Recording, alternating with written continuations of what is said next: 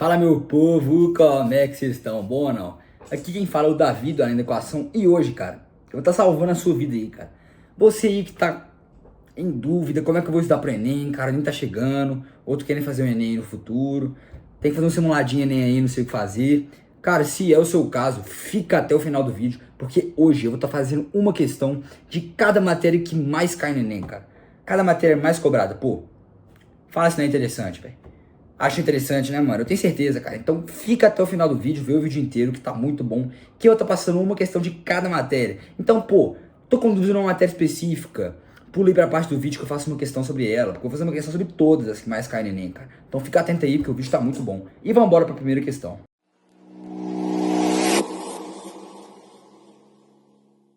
Então vamos lá, galera, pra primeira questão aqui. Vou estar trabalhando agora sobre função quadrática. Vamos ver a questão aqui, então. Primeira dica que eu dou pra vocês. Nunca lê esses textos gigantes aqui não de matemática. Você pode começar lendo ali, mas o importante mesmo é você procurar as informações essenciais, tá? Então eu vou ler bem rápido aqui a primeira parte, mas não ligando muito, vou focar no que é importante, tá? Vou até marcar aqui de vermelho. Vamos lá. Um boato tem um público-alvo e alastra-se com determinada rapidez. Em geral, essa rapidez é diretamente proporcional ao número de pessoas desse público que conhece o boato e diretamente proporcional também ao número de pessoas que não conhecem. Em outras palavras, sendo R a rapidez de propagação, importante, P o público-alvo e X o número de pessoas que conhecem o boato, tem-se R de X igual a Kx vezes P menos X, em que K é uma constante positiva, característica do boato. Tá. Considerando o modelo acima descrito, se o público-alvo é 44 mil pessoas, então a máxima rapidez de propagação ocorrerá quando o boato for conhecido por um número de pessoas igual a. Então agora é importante você focar no quê? O que a questão está pedindo? A questão está querendo, basicamente, o máximo de uma função. Qual função? Ela passou aqui pra gente, ó. Essa função aqui, ó. R de x igual a kx vezes p menos x. Isso aqui é a função pra gente achar a rapidez de propagação em função da quantidade de pessoas que conhecem, que é o x aqui, ó, número de pessoas que conhecem o boato. E tá falando do quê? O público-alvo é 44 mil pessoas. O que que significa? Vamos trabalhar com isso aqui nessa função. Ó, o público-alvo não é 44 mil pessoas? Sim, e esse público-alvo é o nosso P. Então a gente vai escrever R de x igual a K é uma constante, mas tá, x é o que a gente quer encontrar, o máximo, o x máximo, pra gente ter o, na verdade o x pra ter a função, o valor máximo, né? O P, a gente sabe que é 44 mil, que foi enunciado, e o x, tá. Isso aqui é uma função de segundo grau, porque se a gente multiplicar aqui, vai dar uma função de segundo grau, então vamos multiplicar aqui. R de x é igual a K vezes x, não, pera, 44 mil, né? Kx menos kx quadrado. E agora uma coisa que eu vou fazer é o seguinte. A gente quer o máximo dessa função, né? A gente não quer saber qual é o valor máximo. A gente quer saber qual é o x para deixar essa função com o valor máximo. Então eu vou fazer o quê? Eu vou passar esse k aqui, que é uma constante, dividindo. Pro outro lado, que vai ficar como? R de x dividido por k é igual a 44 mil x menos k. Não, menos k não. K eu passei pra lá, né? X ao quadrado. Por quê? Se eu achar o valor máximo aqui desse lado, eu vou estar achando o valor máximo da função, porque o k é uma constante, ele não muda nada. Entenderam? Ficou claro? Então, se eu quero achar o máximo dessa nova função aqui, ó. E como que eu acho o máximo de uma função de segundo grau? Vocês estão lembrando da fórmula? Fórmulazinha essencial, tá, gente? Menos b sobre 2a. Pronto, decora essa fórmula. Menos b sobre 2a é o modo da gente achar o x do vértice, que chama de uma função de segundo grau. Basicamente, o x que vai tornar a função com o seu valor máximo ou mínimo. Vai depender da concavidade dela. Mas aqui, a gente sabe que a concavidade vai ser para baixo, porque ela tem um máximo, isso é fato. E também a gente pode analisar aqui, né? Se tá menos, aqui ó, menos x ao quadrado, é porque essa função tem concavidade para baixo, tá? Então a concavidade vai variar com o sinal que tá multiplicando aqui o x ao quadrado. Então, já que é menos, é a concavidade para baixo, e o máximo da função vai ser menos b sobre 2a. O b nesse caso é o quê? 44 mil. Então isso vai dar o quê? Menos 44 mil sobre 2a. O a é quanto? Menos 1. Lembra? O a é menos 1. O a não é 1 aqui, hein? O número que está multiplicando o x ao quadrado é o menos 1. Então a gente coloca sobre menos 2, né? Que é 2 vezes menos 1. Que dá quanto aqui, gente? 22 mil, né? Ou seja, vamos voltar para o que a gente está pedindo. Então a máxima rapidez de propagação ocorrerá quando o boato for conhecido por um número de pessoas igual a 22 mil, que é o que a gente calculou, que é o x necessário para a função alcançar o máximo, que é a função que o enunciado passou pra gente. Então vamos marcar aqui e sair feliz 22 mil. Ficou claro? Agora então vamos partir para a função trigonométrica. É uma matéria que a galera costuma ter um pouco de dúvida aqui, mas agora com esse aqui, eu acho que vão ficar fera. Então vamos lá. Começando, cara. Pô, fala sério, você olha essa questão aqui, o que dá vontade de fazer? Ignorar o enunciado. Fala sério, pelo menos pra mim, não sei você. Cara, a questão mostrou um gráfico de uma função trigonométrica e vamos ver o que ela tá pedindo. A expressão algébrica que representa as posições PT da massa M ao longo do tempo no gráfico é. Ou seja, a única coisa que a questão quer saber é essa função aqui, ó, que tá no gráfico. Então, pra que a gente vai ler o enunciado? Não tem pra quê, cara. Tudo que a gente precisa tá aqui nesse gráfico, tudo que a gente precisa, como vocês podem ver aqui, tá pedindo só a função, cara. Então vamos tentar descobrir qual que é essa função, né? Então, analisando aqui, vamos começar no gráfico. Primeiro que a gente precisa saber, isso é uma função seno ou uma função cosseno. Então a gente vai analisar o quê? Se ela está começando do zero ou não. Por quê? Se ela estiver começando do zero, qual que vai ser a função? Vai ser a função seno. Por quê? O seno de zero é zero. Já o cosseno de zero é quanto? O cosseno de 0 graus. É só pegar o ciclo trigonométrico, bem importante, sempre que cai uma questão de função trigonométrica, já vai minha dica aqui, ó. Desenha aí na cabeça, ou se vocês quiserem desenhar mesmo, né? Um ciclo trigonométrico. Escreve aqui certinho, né? Seno e cosseno. Aí vocês pegam o ponto zero. Esse daqui, ó, vou botar de branco. Esse pontinho branco aqui é o zero, né? Qual que é o cosseno de zero? É 1, né? Só pegar no ciclo trigonométrico. E o seno? Zero. Então, cara, sempre que for uma questão de função trigonométrica, desenha o ciclo, é bem importante. Então, voltando para a questão. Aqui, o gráfico não começa no zero. Ou seja, eu esqueci de falar que o cosseno de zero é 1, né? Ou seja, é uma função cosseno. Por quê? Não está começando do zero e também não tem uma função, por exemplo, poderia ser o seno. Se fosse, por exemplo, uma função seno menos 3. Porque aí o seno de zero ia ser 0 e o menos 3 ia acabar aqui. Mas não é, né? Não é porque aqui a gente já viu pelas respostas aqui. Então a gente pode riscar se tem seno. Pode riscar isso aqui da prova e vamos ver. Tá, é cosseno a função, tudo bem. Então vamos focar aqui agora em outra informação muito importante. A amplitude dela. A gente tá vendo que a amplitude dela é 3, ó. Tá vendo? Ela vai 3 para cima e 3 para baixo. Pegando aqui do ponto meio, do meio aqui, ó. Acho que isso é bem visível, bem perceptível. Então na cara aqui a gente já pode riscar esse menos 6 cosseno. Não é menos 6 cosseno, porque se fosse 6, ela ia ter 6 de amplitude. Já que a amplitude é o que está multiplicando o cosseno. Ou o seno, né? Dependendo da função. Se fosse 6, ela ia ter uma curvatura assim, ó. Ia lá pra cima, lá pra cima. Também que ela ia começar do menos 6, né? Tá bom. Então tá, a gente já riscou o 6. Agora falta saber se é menos 3 cosseno de 2t ou 3 cosseno de 2t. E isso também é muito fácil, é só a gente analisar de novo. O cosseno de 0 é quanto? 1. Ou seja, quando o ângulo for 0, se a gente no começo aqui 0, a gente vai ter 1. Cosseno 1. Então, vamos pensar. Ó, a gente tem uma função f de x é igual a 3 cosseno de x vezes alguma coisa. Vou colocar um y aqui. A gente não sabe se esse y é 1 ou se é menos 1. Porque também, se vocês verem reparar, é só isso que fala. Saber se é menos 1 ou se é 1, né? Aí a gente pensa, pô, tá. O cosseno, quando é 0, então quando é 0, é só a gente ver onde que dá. Dá no menos 3 a função. Ou seja, qual é o coeficiente que está multiplicando aqui? Menos 3, né? Lógico, né, galera? Lógico, vocês viram daí, eu tenho certeza. É o menos 3. Por quê? Se o cosseno de 0 é 1, 1 vezes alguma coisa dá menos 3. Essa coisa tem que ser menos 3. Né não, gente? Então matamos aqui essa questão de função trigonométrica, muito simples. E a minha dica principal para você é lembrar do ciclo trigonométrico, que é esse daqui ó, que eu desenhei. Tenta pegar na sua cabeça aí, treinar essa memória e fazer muita questão de função trigonométrica. Muito importante, hein? E chegar uma matéria que cai muito, é bem legal revisar bastante. Bom, então vamos lá agora para uma questão de trigonometria. Vamos ver um pouco sobre o que ela se trata aqui então.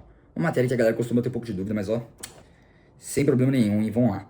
Para determinar a distância de um barco até a praia, um navegante utilizou o seguinte procedimento. A partir de um ponto A, então esse ponto A aqui, tá o navegante. Mediu o ângulo visual alfa, fazendo mira em um ponto fixo P da praia. Então achei o ponto P aqui. E ele mirou para cá, com esse ângulo aqui, ó, alfa. Tá.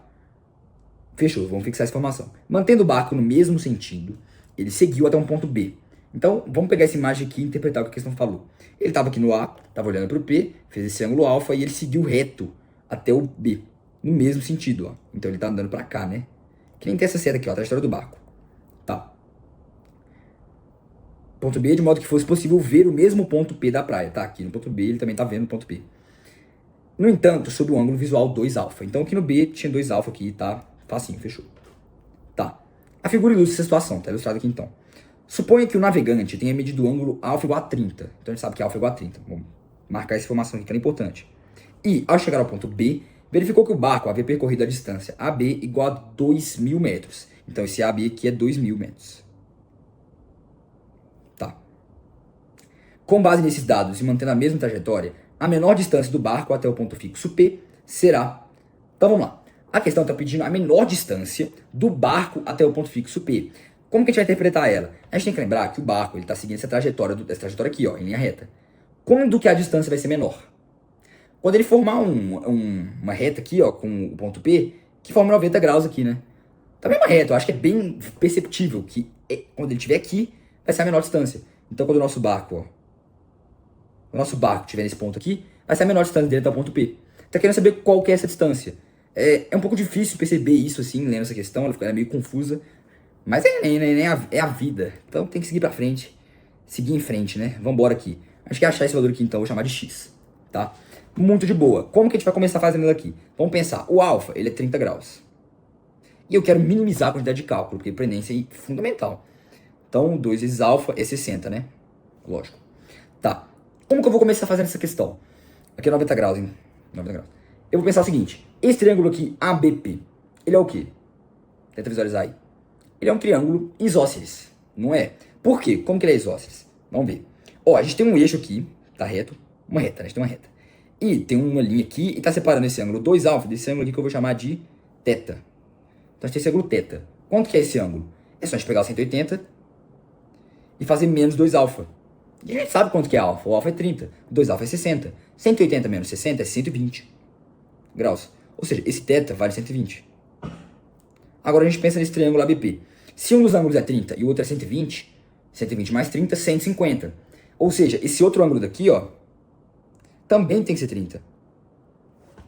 Fechou? Porque aí vai somar 180. Logo, se ele for isósceles, esse lado que é 2000, AB, o BP também vai ser isósceles. Então, isósceles não, desculpa, também vai ser 2000, né? Confundi aqui. Vai ser 2.000 metros. Que acabou a questão, cara. 2.000 metros, esse lado aqui, BP. Como que a gente vai achar agora o valor de X, né?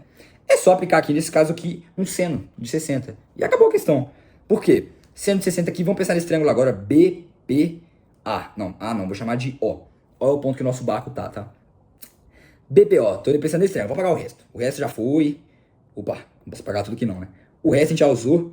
Deixar só esse 120 aqui, ó. Não, esse 2.000 aqui, ó. Pronto. A gente tem isso aqui de informação. Agora, como que a gente vai achar o X? Aplicando o seno de 60, né? Sem medo nenhum. Pode aplicar e ser livre. Quanto que é 160? Raiz de 3 sobre 2, né, meu querido? Você tem que saber isso aí na ponta da língua. Se não sabe, vai estudar, velho. Importante. Raiz de 3 sobre 2 é igual ao quê? Cateto oposto sobre hipotenusa. Isso que é seno, né? Cateto oposto é X, que é o que a gente quer achar. E a hipotenusa aqui desse triângulo é o 2.000. Acabou a questão, Davi? Acabou, cara. Acabou a questão. A gente acabou de matar ela. Por quê? Quanto que é o X aqui? Isso aqui tem que ser visível, né? É igual a 1.000. Raiz de 3. Não precisa nem fazer muita conta, não. Eu posso multiplicar tudo por 2. Aqui vai ficar 1.000. Só passar o 1.000 multiplicando. 1.000 raiz de 3 nessa resposta. Pode vir aqui e marcar letra B e sair feliz. É isso, galera. Então partiu uma geometria plana? Vamos ver essa questão aqui, então. Bem interessante. Um senhor, pai de 2 filhos. Pera aí, né? Eu não vou ler isso aqui tudo, né? Vamos ler o enunciado primeiro, que é melhor. Para satisfazer o filho mais novo, esse senhor precisa encontrar um terreno retangular cujas medidas em metro do comprimento e da largura sejam iguais, respectivamente, a... Tá, então aqui, só olhando aqui para essa figura, eu já consigo entender que tá pedindo isso daqui, né? Tá pedindo pra gente achar esse x aqui, x mais 7. Porque é x, então tá querendo que a gente ache x aqui, tá bem na cara. E vamos pegar a informação interessante aqui que a gente tá querendo, ó. Um senhor perto desse filho precisa comprar 2 terrenos.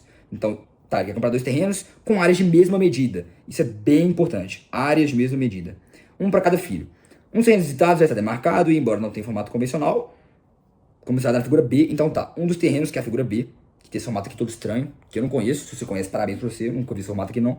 Aguardou o filho mais velho e por isso foi comprado. Um filho mais novo, que é um projeto arquitetônico aqui, que tá a figura A. Tá. Então o filho mais novo, ele quer esse projeto aqui, retangular, e o outro filho ficou com esse. Ele quer basicamente aqui então, o que você está pedindo, né? A gente quer saber as medidas desse retângulo, para fazer com que a área desse retângulo seja igual à área dessa figura B que eu nunca vi. É isso, que você está pedindo isso. Como que a gente vai fazer isso então? Uai, me diz você. Olhando para essa figura aqui, o que dá vontade de fazer? Usar a fórmula aqui direto? Não. Porque eu não sei a fórmula dessa área, dessa figura aqui não, que eu nunca vi. Nunca vi essa figura. O que a gente vai fazer aqui então, cara? A gente vai traçar uma reta. Uma reta aqui que vai fazer 2 figuras que a gente conhece. E como que a gente faz essa reta? Pegando desse ponto aqui, traçando até aqui, ó. Ó que legal. O que apareceu aqui? 2 triângulos. Retângulos. A gente sabe a área disso, não sabe? Como que faz?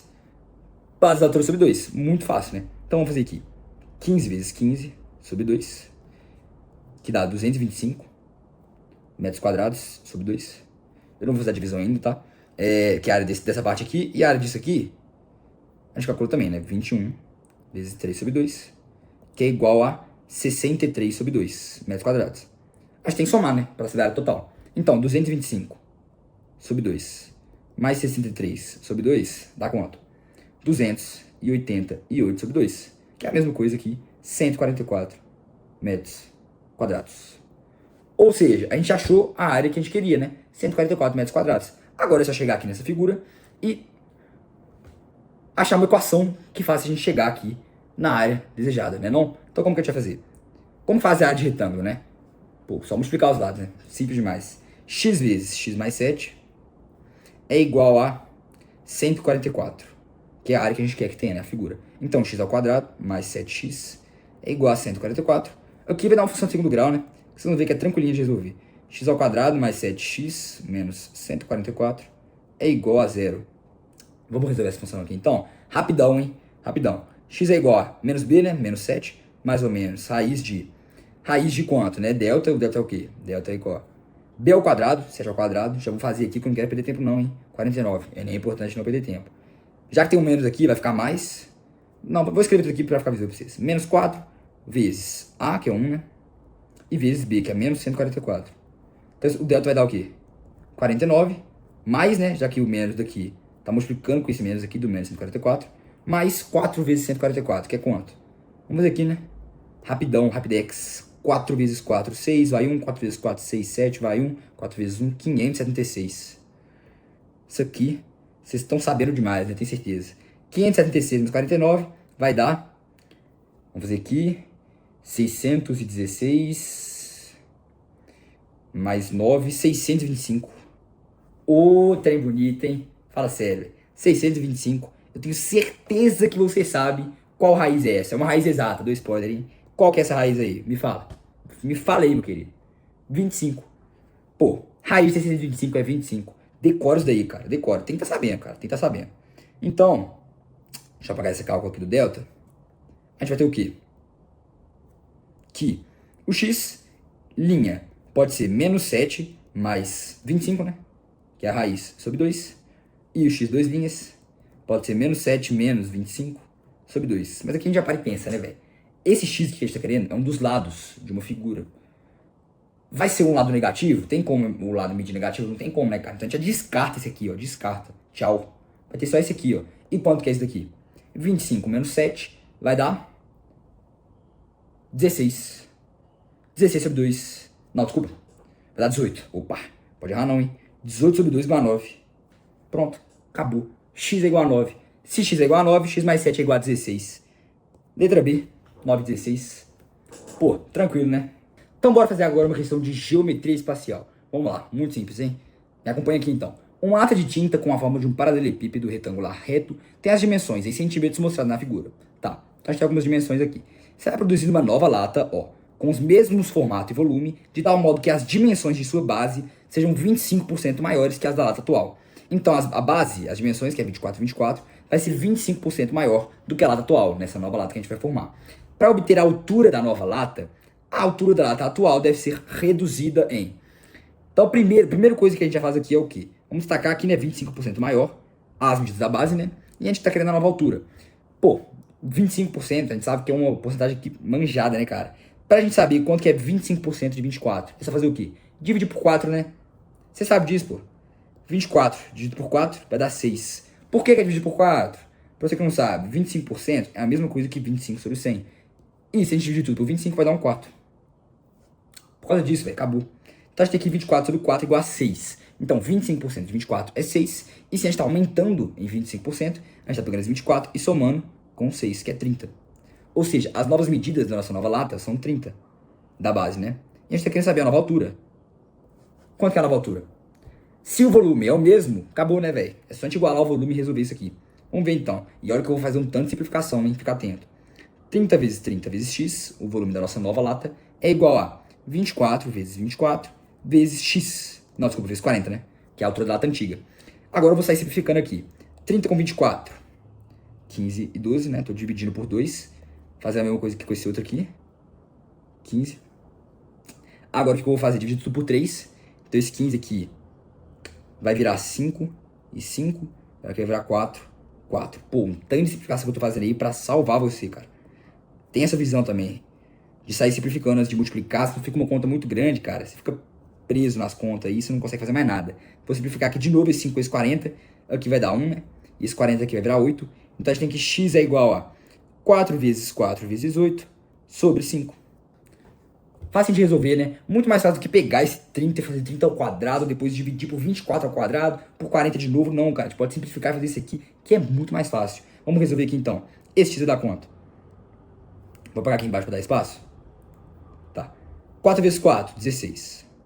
Né? Para fazer x igual a 16 vezes 8 sobre 5. Que é igual, a gente faz 16 vezes 8 aqui rapidão, né? 8 vezes 6 vai dar 48, né? Passou 4. 8 vezes 1, 8. Mais 4, 128. Então achei x igual a 128 sobre 5. Quanto que é isso? Vamos dividir aqui rapidão, né? 128 dividido por 5. 2 dividido por 5, 2. Desce 2, né? Vou fazer aqui para você ficar visível. Menos 10 dá 2. E 28 dividido por 5 é 5. Vai sobrar quanto aqui? Menos 25. Vai ficar 3. Então vai ficar vírgula, né? Passo aqui, eu coloco um 0.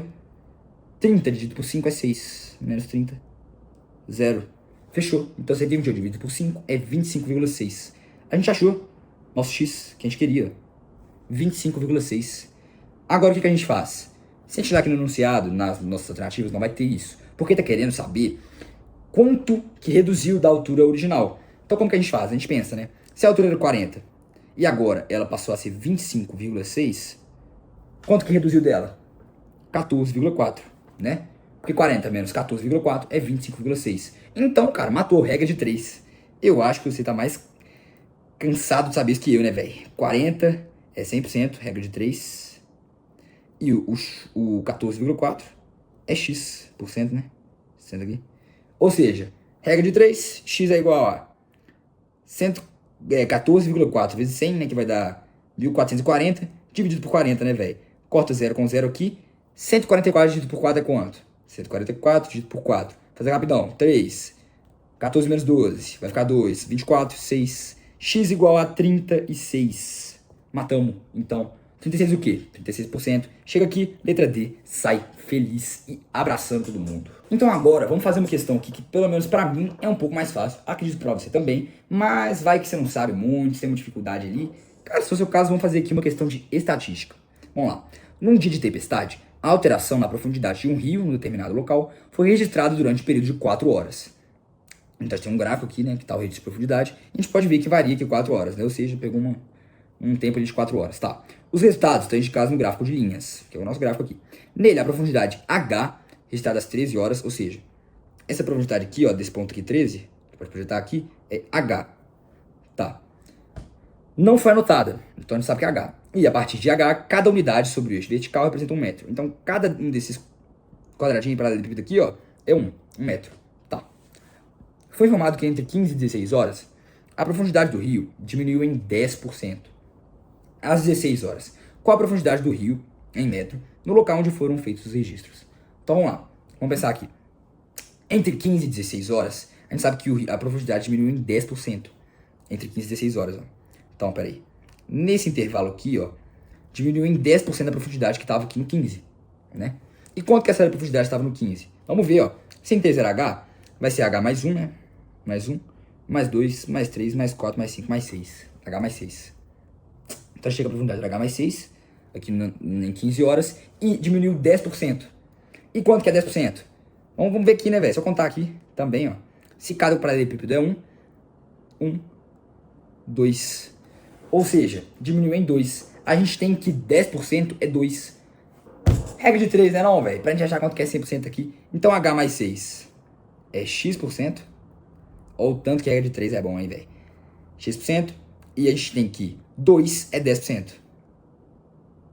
Pô, eu vou poupar tempo aqui, né, galera? Tá na cara que o H mais 6 é 20, né não? Porque esse 2 é 10%, só multiplicar tudo por 10, né? 20 é 100%. Então a gente tem aqui que H mais 6 é 20. Cara, é importante ter essas visões pra não ficar fazendo cálculo toda hora, cara. Tem que ter essas visões, cara. Aqui esse 2 é 10%, 20 é 100%. Então H mais 6 é 20. Eu quero achar quanto que é H, nem quero. Eu quero achar aqui qual que era a profundidade em 16 horas. Então se aqui em 15 horas a gente tinha 20 metros de profundidade, Se diminuiu 2, porque a gente sabe disso, 16 horas vai ter quanto? 18, né, cara? 18. Sai feliz. Pronto, acabou. Questão facinha pra você matar o Enem aí e sair com mais uma aí na prova. Cara, agora toma cuidado, hein, bicho. Essa questão aqui do Enem, velho, foi a que mais pegou a galera, mano. Ninguém conseguiu fazer essa questão aqui na hora, velho. Mas você não quer ser esse cara, né, velho? Você quer fazer essa questão. Então vambora, me acompanha aqui, cara. Uma questão de análise combinatória. Cara, primeiro é importante saber uma coisa, mano. Se você aí tá perdido em análise combinatória, não sei nada, mano. Minha dica, nem vê essa questão aqui, cara. Pula pra esse vídeo aqui na equação em que eu mesmo ensino análise combinatória, cara. Porque essa questão aqui, mano, você tem que chegar sabendo, velho. Tem que chegar sabendo mesmo, porque ela é difícil, cara. Então vai lá ver o vídeo se não sabe. Se sabe, me acompanha aqui. Vamos lá. Um hospital tem 7 médicos cardiologistas. Vamos pegar essa informação. E 6 médicos neurologistas. Em seu quadro de funcionários, tá? Para executar determinada atividade, a direção do hospital formará uma equipe com 5 médicos, sendo pelo menos 3 cardiologistas. Tá. A expressão numérica que representa o número máximo de maneiras distintas de formar essa equipe é... Então, primeiro, vamos pensar o seguinte. A gente vai uma equipe com 5 pessoas, 5 médicos. Então, vamos formar aqui umas linhas, né? Fazer umas linhas aqui. Fechou. Nesse grupo, tem que ter 3 cardiologistas. Então, a gente vai colocar um C aqui para representar cardiologista. E agora a gente já para e pensa. Se você viu o vídeo na equação, você vai saber o que fazer agora. Primeiro, a gente tem que saber diferenciar se é permutação ou combinação. Ou arranjo, né? Mas arranjo é a mesma coisa que permutação. A gente tem que saber diferenciar, né, cara? Como que a gente diferencia? Vou pegar um outro exemplo aqui, pô. O Ana Equação vai fazer um sorteio, supondo. E eu tenho que escolher 2 inscritos aqui do canal e vou sortear um PlayStation pra eles aí. Pô, tá bem demais, hein? Vou escolher... Acabou que eu escolhi o Carlos e o André, velho. Pô, esse cara conseguiu ganhar o PlayStation. Se eu escolher o Carlos aqui e o André aqui, vai mudar alguma coisa? Devo escolher André e Carlos? Pô, é a mesma coisa, né? Os dois vão ganhar o PlayStation, não vão? Então pronto. Se for um caso desse tipo aqui, que não muda a ordem, é uma questão de combinação. Mas se for um caso desse aqui, ó. Quem eu sortear primeiro vai ganhar um PlayStation. E quem eu sortear depois vai ganhar um suco. Ganhar um sucão aí de laranja, velho. Então fechou. Nesse caso aqui, se eu sortear o André e o Carlos e o André, vai mudar alguma coisa? Vai, não vai? Porque o André vai estar ganhando um suco. Não, um PlayStation, né? Nesse primeiro caso aqui. No segundo vai estar ganhando um suco. Então muda. Ou seja, nesse caso aqui é uma questão de permutação. Voltando pra questão. Pô, isso aqui é o quê? Arranjo, combinação ou permutação? Combinação, né? Por quê? Se eu escolher um cardiologista aqui, aí o outro cardiologista aqui, o outro aqui, muda alguma coisa? Muda nada. Cardiologista aqui, cardiologista aqui, cardiologista aqui, são os 3 obrigatórios. Aí só tem uns 2 aqui que pode variar, pode ser tanto neurologista quanto cardiologista. Se eu escolher, vamos supor que eu escolhi um neurologista aqui, um cardiologista. A ordem que esse neurologista vai ficar aqui, vai mudar alguma coisa? Não vai mudar, é nada. Eu posso colocar ele aqui no meio, ó, ficar assim bonitinho, ou quer ficar aqui na ponta. Não muda nada, cara. Ou seja, é uma questão de combinação, cara. Fechou? Uma questão de combinação. E combinação é a matéria mais chata, hein? Por que que é chato combinação? Porque tem que decorar a fórmula, velho. Tem que decorar a fórmula. No permutação você pode ir na lógica, mas aqui, cara, você tem que decorar essa fórmula de combinação. X escolhe Y. Como funciona isso aqui? Você vai ter um X, que é o número total, e você vai estar escolhendo Y, opções. E a fórmula é qual? X fatorial sobre Y fatorial vezes X menos Y fatorial. Essa é a fórmula. Você já está sabendo se viu o vídeo do canal, né? Agora, se não viu, não sabe. Mas vamos embora aqui, vou voltar para a questão, né? Então, a gente tem 3 cardiologistas obrigatórios. E esses 2 aqui finais vão variar. Como que eles vão variar? Pode ser tanto um neurologista e um cardiologista, ou pode ser 2 cardiologistas, ou 2 neurologistas. Então, a gente tem o quê? 3 casos, né, não? Deixa eu escrever os 3 casos aqui, ó. Nesse cantinho aqui, vou até apagar esse aqui gigante. Vou escrever esses 3 casos aqui no cantinho, ó. 1, 2, 3, 4, 5. 1, 2, 3, 4, 5. Ó. Então, pro primeiro, a gente vai ter... Os cardiologistas são obrigatórios, né? Então, eu vou escrever em todos aqui já. Ter 3, pelo menos. E aqui, a gente pode ter tanto neurologista e cardiologista, quanto cardiologista, quanto neurologista. Não, velho. Agora, a gente matou a questão, tá? Mas como? Me acompanha. Agora, vamos pensar o seguinte. Para esse primeiro caso aqui, como que a gente vai fazer uma combinação dele? Pô, a gente tem 4 cardiologistas e neurologista, né? Então, a gente vai ter uma combinação o quê? Combinação 7 escolhe 4. Por quê? Não entendi nada que você fez aqui, Davi. Pô, a gente tem 7 médicos cardiologistas e a gente tá escolhendo 4 deles. 1, 2, 3, 4. E a gente tem 7 no total, que estão passando pra gente. Ou seja, uma combinação de 7 escolhe 4. E os neurologistas aqui? A gente vai ter que multiplicar com outra combinação de 6 escolhe 1. Por que uma combinação de 6 escolhe 1? Porque a gente tem 6 neurologistas e a gente quer escolher um deles, né? Mas por que multiplicar também? Porque ele tá no mesmo caso. Então a gente tem que pegar 4 cardiologistas e um neurologista. Se a gente fala e, é porque a gente tem que multiplicar. Anota isso daí, velho. Então, pro primeiro caso, a gente vai ter esta combinação aqui. E pro segundo? O segundo vai ficar como? A gente tem 5 cardiologistas. Então vai ficar uma combinação de 7, escolhe 5. De boa, né, cara? Acho que você já pegou a visão. Como vai ser pra terceiro, então? Me fala aí. Me fala aí se tá sabendo, velho. Vai ser uma combinação de... Vamos pensar aqui, a gente tem 3 cardiologistas, então vai ser uma combinação de 7, escolhe 3, vezes, porque também temos que escolher 2 neurologistas. Uma combinação de 6, escolhe 2. Pô, velho, você pegou isso aqui, não pegou? Certeza que você pegou, mano. Agora a gente para o quê? E pensa, a gente tem 3 opções. Pode ser 2 ao mesmo tempo? Não pode. Então, ou vai ser a primeira, ou vai ser a segunda, ou vai ser a terceira. Então, nesse caso, a gente tem que somar. Porque se é ou, a gente soma. Vai ficar o quê? Combinação 7, escolhe 4, mais... Não, pera. Vezes combinação 6, escolhe 1, mais combinação 7, escolhe 5, mais combinação 7, escolhe 3, vezes combinação 6, escolhe 2. Agora, o que a gente pode fazer? A gente pode abrir essas combinações usando essa fórmula e ver qual das opções encaixa. Mas eu não vou fazer isso, cara. Eu já vou analisar o enunciado e perceber o quê? Pô, tá gigante isso daqui, né, velho? Quais aqui estão gigantes? A D e a E. As duas estão ambas gigantes, né? Só que, se a gente parar pra pensar um pouquinho, aqui a gente tá tendo, pô, 2 números multiplicados. Deixa eu colocar um parênteses aqui, ó, vai ficar visível, ó. Depois estão somados com outros 2 multiplicados, com um multiplicado aqui, ó. Que tá somado com esses 2 multiplicados, cara. Tá se parecendo com o quê? Com a E ou com a D? Com a E, né, velho? Porque na E a gente vai ter 2 números aqui multiplicados, ó. Nem tá o número aqui não, tá em um tanto de número fatorial, mas 2 números multiplicados, somado com os 2 números aqui, somado com esse daqui. Agora vamos conferir se tá certo isso que eu tô falando, né? Porque vai que tá errado. Vamos ver aqui. Esse 7 fatorial aqui sobre 3 fatorial vezes 4 fatorial é o quê? É uma combinação de 7 escolhe 3, né, não, velho? Pensa aí. É o 7, que é as opções gerais, o 3 e o 7 menos 3. E esse 6 aqui é o quê? Isso aqui é uma combinação de 6 escolhe 2, cara. Você tá pegando? Acho que você tá pegando, hein, mano. Deixa eu continuar aqui, então, fazendo essa mesma lógica. Aqui vai ser uma combinação de 7 escolhe quanto? 4. Tá vendo aqui o 4? 7 escolhe 4. Vezes combinação de 6 escolhe 1. 6 escolhe 1. Você pode testar aí que vai dar certo, cara. Pode testar aí e colocar a fórmula que eu passei aqui pra vocês, ó. Colocar essa fórmula aqui, ó. Pode testar, velho. Agora aqui. Combinação 7 escolhe 5, né? 7 escolhe 5. Vezes uma combinação de 6 escolhe 0. O que é isso aqui, mano? É a mesma coisa que tá aqui, ó. É a mesma coisa, se você parar pra pensar, ó. Deixa eu até pegar aqui, ó. Isso aqui pra mostrar pra vocês que é a mesma coisa. Deixa eu mostrar pra vocês. É igual, cara. Só tá em outra ordem aqui, né, velho? Esse combinação 7 escolhe 5 vezes combinação 6 escolhe 0. Se tem um escolhe 0 aqui é porque é 1, mano. Então a gente pode tirar isso daqui, ó. Se você for reparar, vou até apagar esse parênteses que eu fiz aqui. Opa, que era 1, né? É a mesma coisa, né, não, velho? Ou seja, acabamos de matar a questão letra E. Pô, fala sério, essa aqui é mais arregaçada, hein, bicho? Essa aqui, se eu fosse eu pulava, deixava pra depois. Mas fazia se sobrasse tempo, né, velho? Espero que você tenha entendido. Bom, vamos lá então pra uma questão de matemática financeira, velho. Essa questão aqui é um pouquinho mais chatinha, mas eu trouxe ela justamente pra gente trabalhar umas questões mais chatas do Enem, tá? Vamos lá. Um empréstimo foi feito a taxa mensal de I%, usando juros compostos. A gente já anota aqui. Juros compostos, estamos em questão de juros composto. Qual que é a fórmula de juros compostos, você lembra?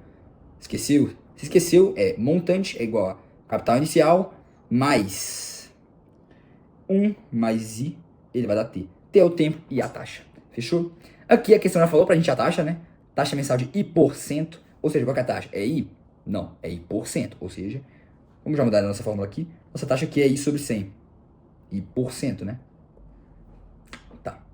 Em 8 parcelas fixas iguais a P. Ou seja, nossa parcela é P. A gente já vem aqui no C e coloca P, que é o valor de cada parcela, P.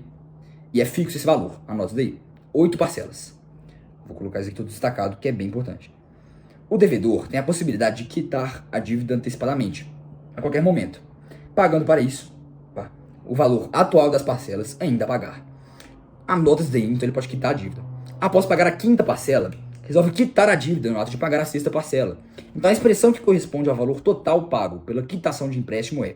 Então vou parar pra pensar. Ele estava lá na sexta parcela, pagou ela. Agora sobrou qual? Ela, a sétima e a oitava, né? Ele vai pagar a sexta e vai estar a sétima e a oitava que ele vai pagar junto, já que ele tá quitando a dívida. Então como que vai ficar aqui nesse caso? A sexta parcela, ela tem valor fixo, né? P. 8 parcelas fixas iguais a P. A sétima e a oitava, ele vai estar pagando de uma vez. Então ele vai estar quitando essa dívida sem adicionar taxa. Porque ele está quitando. É justamente isso que está falando aqui, né? O devedor tem a possibilidade de quitar a dívida antecipadamente a qualquer momento, pagando para esse valor atual das parcelas. Então, se o valor atual das parcelas é P, ele vai continuar pagando isso, não vai ter taxa adicional. Então, se o valor da sexta parcela é P, o da sétima parcela vai ser quanto? Vai ser esse mesmo P, só que o valor da sétima parcela mesmo é o quê? Pegando essa fórmula aqui, ele vai ter uma taxa, né? Que essa taxa aqui, ó, 1 mais i sobre 100 elevado a t. Se é a sétima parcela, é porque o t vai estar somando em 1. Ou seja, vai estar basicamente multiplicando esse valor aqui, né? Então vai ficar p mais 1. Não, peraí. Aqui a gente tem que fazer isso aqui, ó. Vai ficar, na verdade, p vezes, né? 1 mais i sobre 100, aqui o i sobre 100. Só que, se esse p aqui tava algum valor, esse aqui vai ser esse valor mais 1. Só vamos para pensar uma coisa, aqui a gente para. Ó, esse valor da sétima parcela, ele não vai estar pagando, ele vai estar pagando o valor atual. Então a gente vai ter que pegar o valor da sétima parcela e dividir pela taxa que estava cobrando antes. Qual que era essa taxa? Isso aqui, ó. Então a gente vai pegar aqui esse p e vai dividir pela taxa. Opa. 1 mais i sobre 100 era a taxa que ele estava pagando antes. A gente tem que dividir, então, para reduzir a parcela pro valor da sexta, já que ele está quitando a dívida. E como que vai ser para a oitava parcela, então? A mesma lógica. A gente tem que dividir pela taxa, só que aqui vai ser um pouco diferente, né? 1 mais i sobre 100.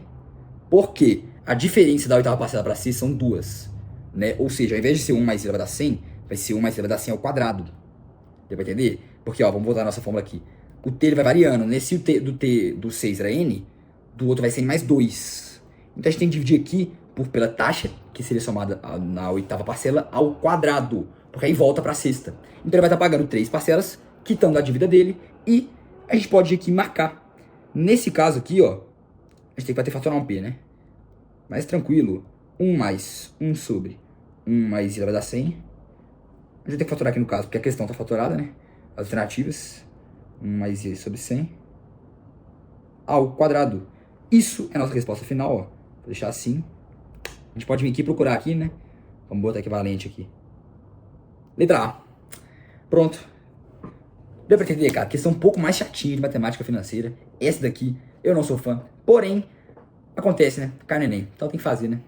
Vamos pra próxima, então. Bom, partiu então fazer uma questão de álgebra. Vamos ver essa questão aqui, então. Interessante.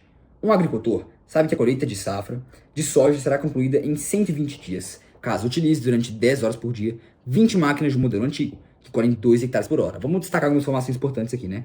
120 dias, que será concluída a safra, 10 horas por dia, 20 máquinas de modelo antigo que colhem 2 hectares por hora. Tá. Com o objetivo de diminuir o tempo, esse agricultor optou por utilizar máquinas de novo modelo, que operam 12 horas por dia e colhem 4 hectares por hora. Então já mudou um pouco, né? Agora vamos ver o que você está querendo. Eu vou destacar isso aqui também. 12 horas por dia e 4 hectares por hora.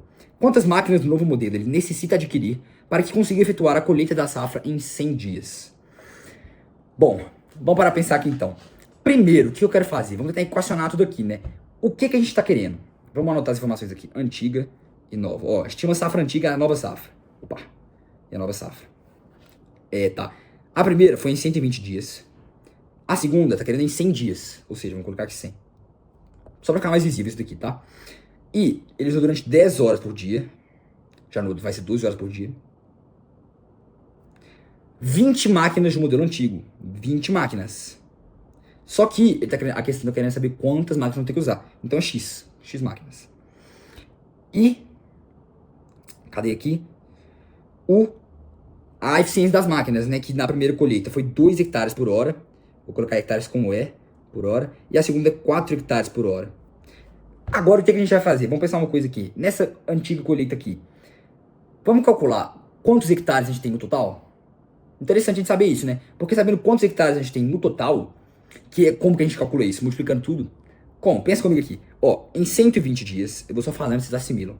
Em 120 dias, ele estava usando 20 máquinas que operavam a 10 horas por dia e que, por hora, elas colhiam 2 hectares. Se a gente multiplicar tudo isso, a gente vai achar a quantidade de hectares que tinha para colher, não vai? Pensa, isso é igual a quantidade de hectares. Que eu estou usando a letra E aqui, vou escrever hectares, para ficar visível. Hectares. Isso é igual a quantidade de hectares, porque em 120 dias, 20 máquinas operaram 10 horas por dia, colhendo 2 hectares por hora. Se a gente multiplicar tudo isso aqui, a gente vai ter quanto? Vamos ver aqui, né? 200, 120 vezes 200 vezes 2, que é a mesma coisa aqui, né? Vamos fazer rapidão aqui. 24000 multiplicado por 2, a gente vai ter 48 mil hectares. Fechou? 48 mil hectares. Tá, então a gente anota isso. Ou seja, acabou a questão, né, cara? A gente tá querendo colher a mesma quantidade de hectares, né? Lógico. Não mudou a safra. Mudou aqui, foi a máquina que a gente tá usando. Como que a gente vai achar esse X aqui? A mesma coisa, né, cara? Foi 100 dias com X máquinas operando 12 horas por dia e colhendo 4 hectares por hora. E a gente sabe que isso daqui vai dar 48 mil. Pô, tá bonito demais, não tá? Vamos resolver aqui então. 12 vezes 4, 48. Vezes X, vezes 100. Isso é igual a 48 mil. Olha que simplificação bonita, hein, velho? 48 com 48, que dá 1 e que dá 1. Que beleza, hein? A gente pode cortar 2 zeros aqui com aqui. A gente chega aqui, X é igual a 10, velho. Ou, bacana demais, hein, cara? Pegar o problema ali, tentar equacionar ele e visualizar um pouco. É bem legal anotar os dados aqui do problema pra não ficar perdido e pegar a visão na hora que você lê aqui tudo que você anotou, que nem eu anotei aqui pra vocês. Então a gente pode vir aqui na letra B e marcar 10 e sair tranquilo, velho, tranquilo. Bora pra próxima, então. Bom, galera, então vamos aqui pra nossa última questão desse vídeo. Se você tá gostando aí, já deixa um like, já se inscreve aí, porque eu tenho certeza que você tá gostando desse vídeo até agora, né? E bora matar essa prova, esse vídeo aqui com uma questão de progressões. Como assim progressões, cara? Progressão aritmética e progressão geométrica. Nesse caso aqui, progressão aritmética. Se você não sabe o que é isso, fica atento aí, hein? Você não precisa aqui agora. As projeções para a produção de arroz no período de 2012 a 2021, em uma determinada região produtora, apontam para uma perspectiva de crescimento crescente. Crescimento crescente é foda, né? Crescimento constante, anota. Da produção anual. O quadro apresenta a quantidade de arroz em toneladas que será produzida nos primeiros anos desse período, de acordo com essa projeção. A quantidade total de arroz em toneladas que deverá ser produzida no período de 2012 a 2021 será de... Então tá, o que eles não estão querendo? Tá querendo o total de toneladas aqui, né? De 2012 até 2021, usando essa projeção aí deles.